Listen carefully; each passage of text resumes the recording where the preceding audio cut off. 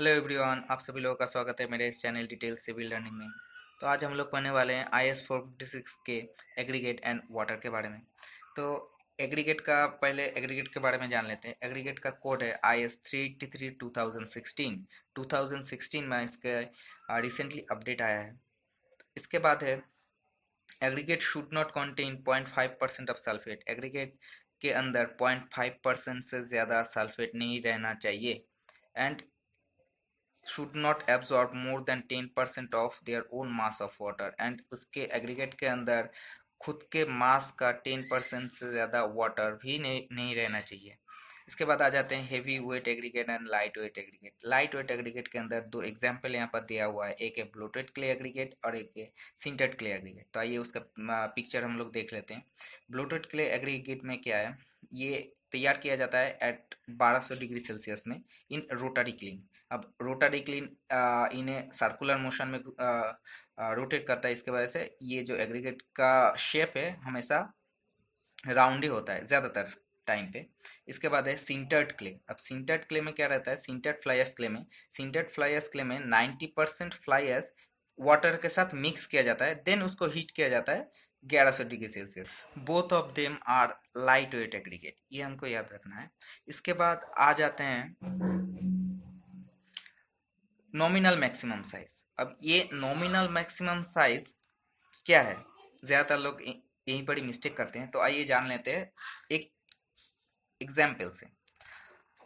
ये इसका डेफिनेशन दिया हुआ है, आप लोग पढ़ सकते हैं। अब एग्जाम्पल में अगर आपको डिस्कस कर दूंगा तो ये आसान हो जाएगा समझने में। तो नीचे जो चार्ट है आप लोग देख ही सकते हैं। अगर हम 1 kg एग्रीगेट लेंगे, उसका हम सीविंग करेंगे। मान लीजिए 37.5 mm का जो सीव है उसके अंदर से 100% पास हो गया, तो उसका मैक्सिमम साइज जो है हो गया 37.5 mm। एंड 25 mm में आके वो 90 टू 95% अगर पास हो जाता है, बाकी रिटेन हो गया, तो वो 25 mm हो गया नॉमिनल मैक्सिमम साइज। ओके, तो नॉमिनल मैक्सिमम साइज का मतलब क्या हुआ कि उससे ऊपर का भी 10% या फिर उससे कम का एग्रीगेट होना चाहिए। ये हो गया नॉमिनल मैक्सिमम साइज। तो इसके बाद आ जाते हैं, इसके बाद है in no cases greater than 1/4 of the minimum thickness of the member. इसके बारे में हम पहले जान लेते हैं। बिल्डिंग का पहले ये सुन लीजिए, बिल्डिंग का सबसे मिनिमम थिकनेस क्या होता है इन आरसीसी, वो होता है चाचा। चाचा क्या होता है आप अभी पिक्चर में देखेंगे। चाचा होता है एक टेपरिंग सेक्शन और प्रोजेक्शन जो कि विंडो या फिर डोर के बाहर से निकला हुआ होता है, ताकि अंदर की ओर सनलाइट या फिर बारिश ना आए। तो इसका जो थिकनेस है बाहर की ओर, वो नॉर्मली होता है 75 mm। तो हम लोग 75 mm नॉर्मली पकड़ लेते हैं। अब कोड में क्या दिया हुआ है कि उसका 1/4 ऑफ द मिनिमम सेक्शन होना चाहिए। Thickness of the member in the building is चार्जा। Now 1/4 of the minimum thickness, 1/4 of the minimum thickness of the member. अब मिनिमम थिकनेस क्या हुआ चार्जा, अब उसका 1/4 कितना हो गया, नियर अबाउट 20 mm। तो इस वजह से नीचे लिखा हुआ है for most of work 20 mm aggregate is suitable. ठीक है, तो इतना दूर क्लियर हुआ। उसके बाद है नो रेस्ट्रिक्शन टू फ्लो। जहां पर कि फ्लो ऑफ एग्रीगेट हमको नहीं चाहिए, वहां पर हम 40 mm या फिर उसके ऊपर का एग्रीगेट हम लोग यूज कर सकते हैं। तो उसके नीचे देखिए लिखा हुआ है फॉर क्लोजली स्पेस्ड रेइंफोर्समेंट और स्मॉल कवर। मतलब जहां पर कि रेइंफोर्समेंट बाइंडिंग किया गया है बहुत क्लोज, तो वहां पर हम लोग 10 mm nominal maximum size consider कर सकते हैं। उसके बाद आया प्लम। इसके बारे में थोड़ा जान लीजिए, प्लम क्या है। Plum is also known as cyclopean, cyclopean aggregate. Plum का दूसरा नाम है साइक्लोपिन एग्रीगेट, जो जिसका साइज वेरी करता है 75 mm टू 150 mm।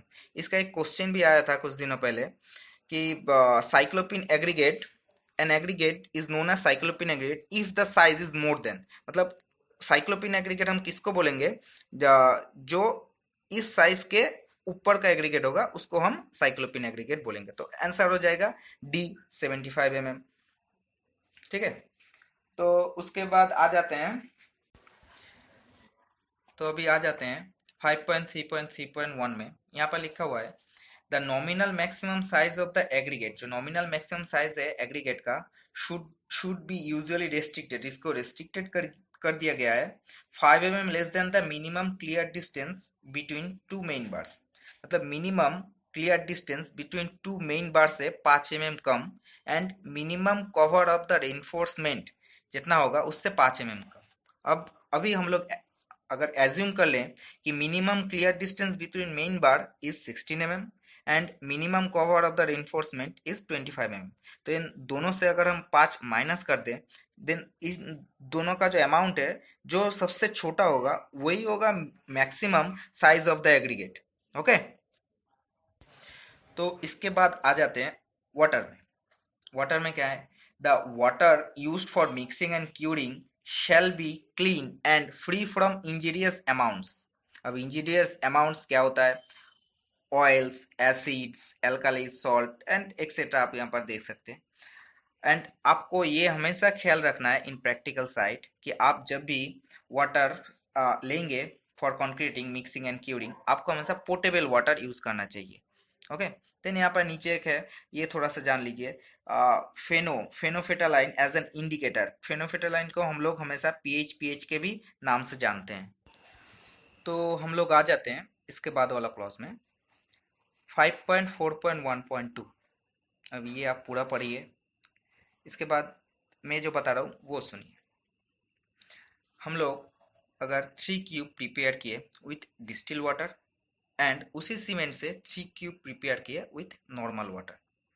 अब 3 क्यूब जो हम लोग प्रिपेयर किए डिस्टिल वाटर से, उसका जो स्ट्रेंथ होगा उसका 90% स्ट्रेंथ होना चाहिए नॉर्मल हम लोग जो वाटर से तैयार किए उस क्यूब में। ओके, यही यहाँ पर बताया गया है, दे 28 डेज क्यूरिंग के बाद ये होना चाहिए।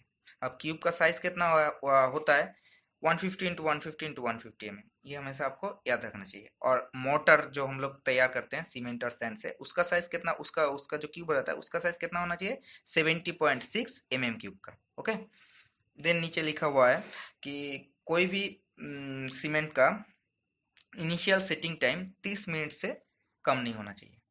देन उसका नीचे the pH value of the water shall not be less than 6। मतलब आप जिस वाटर से आप कंक्रीट प्रिपेयर करेंगे या फिर उसका क्यूरिंग करेंगे, उसका पीएच वैल्यू 6 से कम कभी भी नहीं हो सकता है।